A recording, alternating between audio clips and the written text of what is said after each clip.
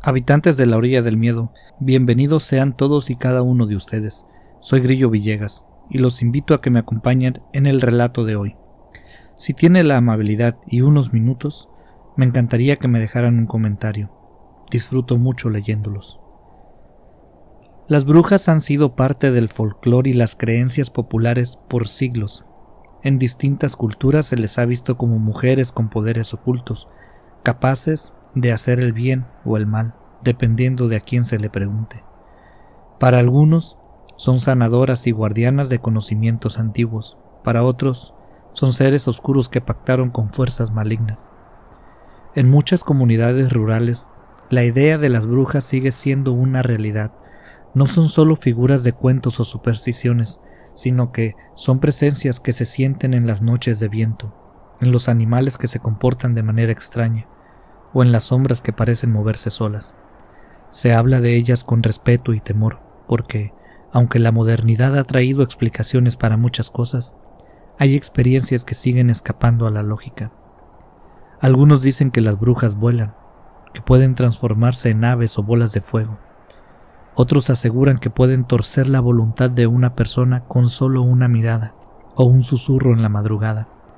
Lo cierto es que, aunque nadie pueda probar su existencia con certeza, las historias continúan, pasándose de generación en generación, como si fueran advertencias veladas de que hay cosas que es mejor no desafiar.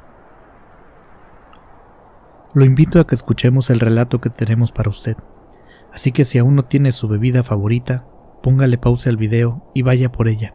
Aquí lo esperamos, no tenemos prisa y todos queremos pasar un rato agradable. Si va usted manejando un vehículo, permítame acompañarlo hasta su destino, pero si tiene la oportunidad, ¿por qué no? Recuéstese en un asiento o en un sillón, cierre sus ojos e iniciemos este recorrido. La orilla del miedo, donde tus historias hayan vida.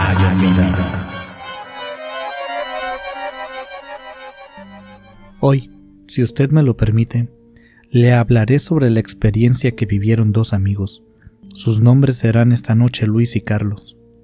Ellos viven en una hermosa región de México.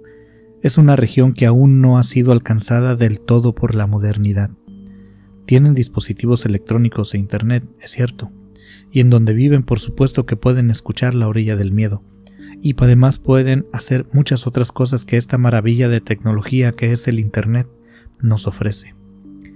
Ellos dos son personas que podríamos considerar mayores, pero también son muy fuertes, son personas de campo. Luis y Carlos son hermanos, nacidos de un agricultor, y ellos mismos aprendieron el oficio. Sin embargo, su familia aún no ha logrado tener tierras propias. Es por esto que, desde muy chicos, han trabajado en un sembradío que está cerca de su pueblo.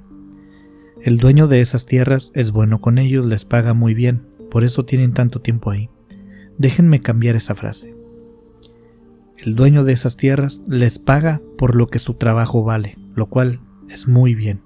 La paga y el trabajo tienen una relación laboral de mucho respeto. Cuando esto que les voy a contar ocurrió, Carlos y Luis tendrían aproximadamente 26 y 27 años. Hoy tienen casi 40, son adultos con una gran fuerza, aún activos en las labores de campo. ¿Trabajan a pesar de las dificultades? La vida les ha enseñado que el trabajo en el campo es dignificante y gracias a ese trabajo han logrado sacar adelante a su familia, a sus esposas y a sus hijos. Cabe mencionar que Carlos y Luis son conocedores no solo del campo, ellos conocen perfectamente la región donde viven. ¿Han escuchado alguna broma sobre personas que pueden predecir el clima? Las sequías, las lluvias, con una exactitud alarmante. Este es el caso de estos hermanos, y es que son sumamente observadores. Entre sus conocidos son muy famosos por sus predicciones, nunca les fallan. Sus conocimientos son amplios y certeros. Diariamente recorren cerca de 1 hora caminando para llegar desde su casa hasta donde trabajan. Ellos recorren el camino juntos, todos los días en la mañana y todos los días en la tarde de vuelta. Conocen cada vuelta, cada árbol, cada piedra. conocen el camino perfectamente, lo han recorrido muchísimo tiempo, y aunque siempre soñaban juntos con tener su propio pedacito de tierra, la vida, aún al día de hoy, no les ha sonreído en ese aspecto. Uno nunca sabe qué va a pasar mañana. Cuando la experiencia que nos han enviado estos dos hermanos sucedió, volvían de su trabajo, para llegar al pueblo desde el lugar de donde trabajaban. Para llegar al pueblo desde el lugar donde trabajaban, había dos opciones: el camino que todos recorrían, incluso ellos, todo el tiempo, y el camino de las brujas. ¿Por qué le decían así? Simple. En ese camino había brujas. Brujas que tenían fama de matar a la gente, de comerse a los niños, de hacer cosas malas, cosas de brujas. Ya sabe lo que se cuenta. Desde que ellos eran pequeños, aquel camino estaba prohibido. Nunca lo recorrieron, porque también, ¿saben qué característica tenían ellos? Eran muy obedientes. Nunca tuvieron ni siquiera curiosidad. Le dijeron no vayan por ahí y nunca fueron. Son dos personas que se dedican a trabajar desde muy chicos. Esos son ellos. Cuando les digo que conocen el camino, es para que entiendan que si tomaron el camino de las brujas esa tarde, es porque no había otra opción. Ellos sabían que ese camino era la mitad de largo que el camino que todos usaban, era mucho más corto. Y aunque el camino de las brujas notablemente se veía abandonado, nadie lo recorría. No lo querían recorrer.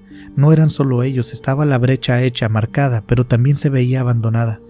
¿Y quién lo querría recorrer? No lo sabían y no les interesaba. Ellos no lo hacían hasta ese día y era simplemente lo que sabían. Si ellos hubieran prevenido que una tormenta se avecinaba, ni siquiera hubieran vuelto a su casa, se hubieran quedado en el rancho donde trabajaban, pero el cielo estaba despejado, no se percataron de la existencia de preticor de este olor, no había ninguna señal que indicara que una tormenta iba a llegar, así que partieron de su trabajo como normalmente lo hacían todos los días. Sin embargo, cuando ya habían salido del rancho, el cielo comenzó a nublarse muy rápidamente. El aire empezó a soplar, a subir de intensidad. Le podría decir que poco a poco, pero no es verdad, fue muy repentino. La lluvia también llegó de la nada. Los hermanos no sabían qué estaba pasando. Pensaron que si se había llegado así de rápido y sorpresivo, pues sería del mismo modo, así que siguieron avanzando y avanzaron y avanzaron.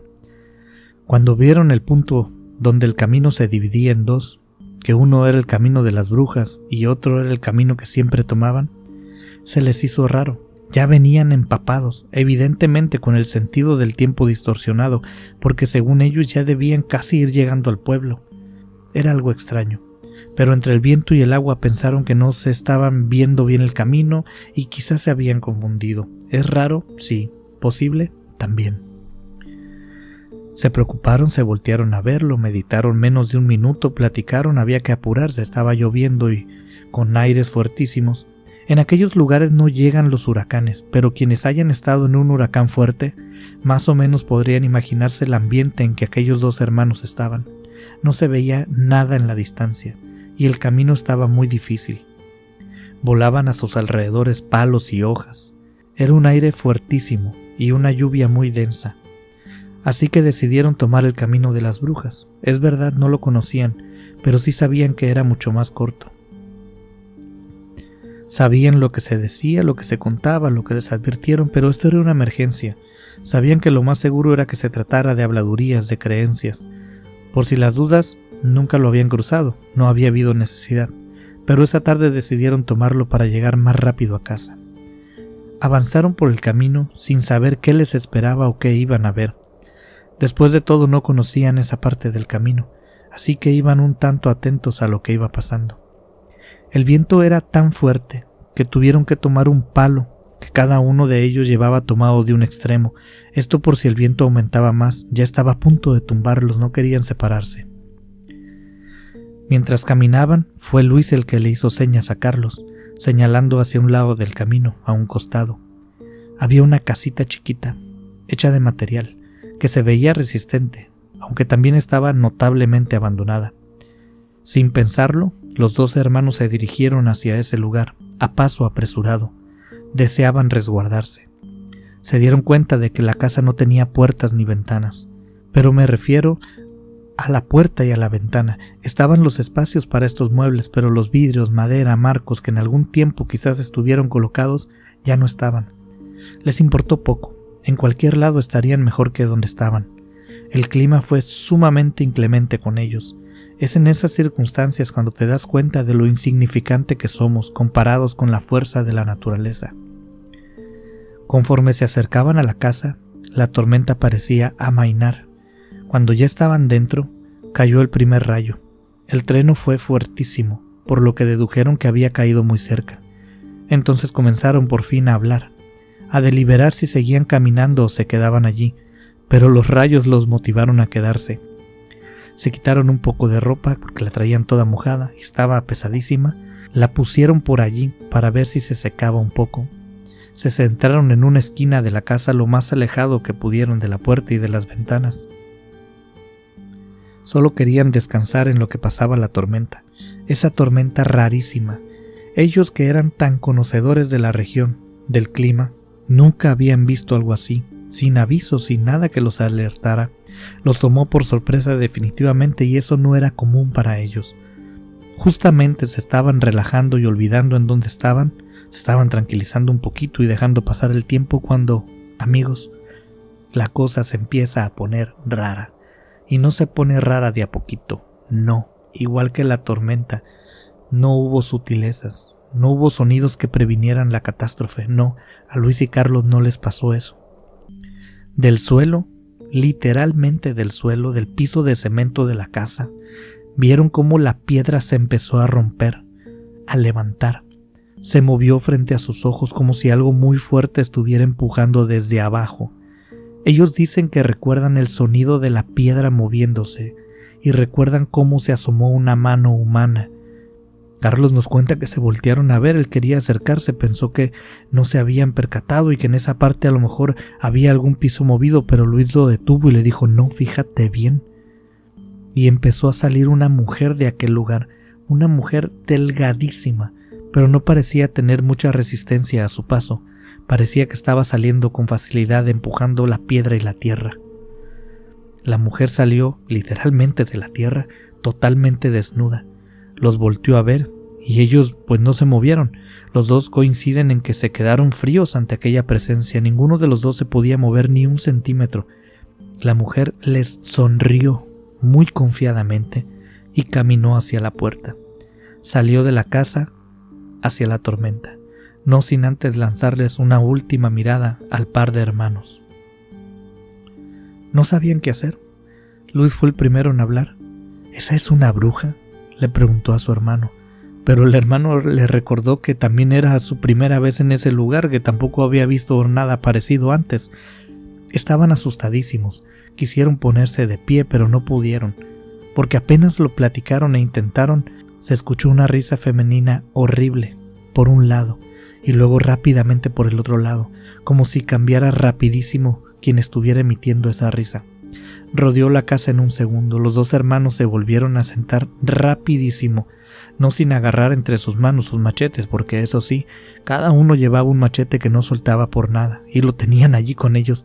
Siempre que salían de casa lo llevaban, así que machete en mano decidieron quedarse quietos y esperando lo peor. Según ellos, lo mejor fue esperar a que el tiempo pasara e ir improvisando sobre la marcha. Empezaron a rezar el Padre Nuestro, el Ave María, el Salmo 121, el Salmo 59, el Salmo 91. Empezaron a rezar todo lo que sabían. Mientras afuera de la casa la tormenta parecía continuar. Comenzaron a escuchar un aleteo fuertísimo, como si un ave del tamaño de un avión estuviera fuera de la casa. No era el sonido del viento. El viento había estado soplando todo el rato y lo conocían. Esto era un periódico, constante y claramente parecía un aleteo. Los hermanos no asomaron su cabeza. Se morían de curiosidad, pero no lo hicieron. Son precavidos. Entre ellos se jaloneaban. Si uno se quería levantar a ver, el otro lo jalaba y viceversa se apoyaban. La curiosidad era extrañamente irresistible. Después comenzaron las sombras en las ventanas y también en las puertas y también en la puerta, como si algo estuviera rodeando la casa, como si algo pasara rápidamente, pero no alcanzaban a enfocar nada. De nuevo la curiosidad, pero lograron controlarla. Las sombras se trasladaron hacia adentro de la casa. La tensión aumentó muchísimo, la tormenta afuera, el viento, la lluvia, los truenos, esos ruidos. Las sombras que parecían pasarles por un ladito de ellos, como queriendo que sacarlos, como queriendo que se levantaran. Y no crean que lo estaban imaginando, porque al mismo tiempo, cuando pasaba una sombra por un lado, Luis y Carlos giraban su cabeza al mismo tiempo hacia la misma dirección. Los dos lo veían de reojo, pero ninguno pudo ver nada en específico. Se gritaban entre ellos que había que irse. En algún punto comenzaron a llorar, especialmente cuando comenzaron ese asunto de las caras, los rostros. De la pared de aquella casa empezaron a brotar rostros humanos, caras que se formaban en las paredes de cemento, aparecían y luego desaparecían. ¿Y saben qué? Gritaban, así como lo escucha. Aparecía un rostro y algunas veces gritaban, luego de un segundo desaparecía. Y le repito, ambos hermanos vieron exactamente lo mismo. Fue extraño porque en algún punto ya no querían ni moverse. El nivel de estrés que estaban manejando se elevó muchísimo. Ya ni siquiera querían irse, simplemente parecía que estaban en shock. ¿Cuánto tiempo pasaron allí? No lo saben con certeza. Ellos juran que fueron quizás días. Los hermanos cuentan que cuando la tormenta empezó a amainar, que fue tan repentino como su aparición. Justo cuando el primer rayo de sol fue visible, la mujer regresó. La mujer volvió a aparecer.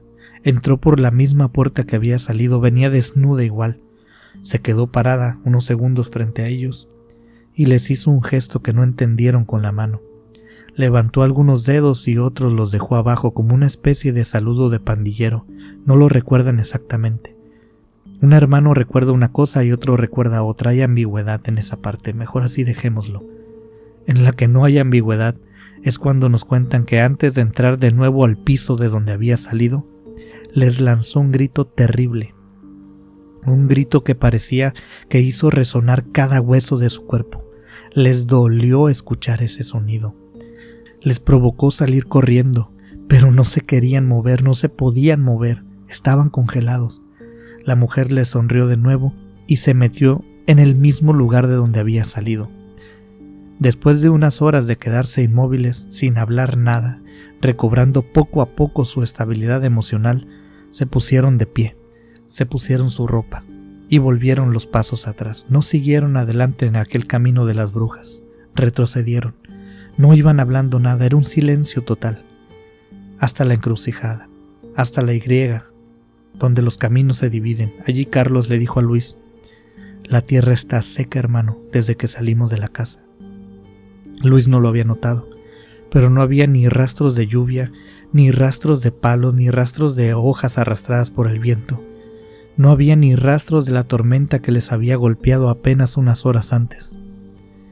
Este par de hermanos llegó a su casa y nadie les preguntó nada. Nadie en ninguna de las dos casas los cuestionó. ¿Sabe por qué? Porque llegaron a tiempo. Según sus familiares, no había nada de extraño en el tiempo en el que llegaron, ni en el día.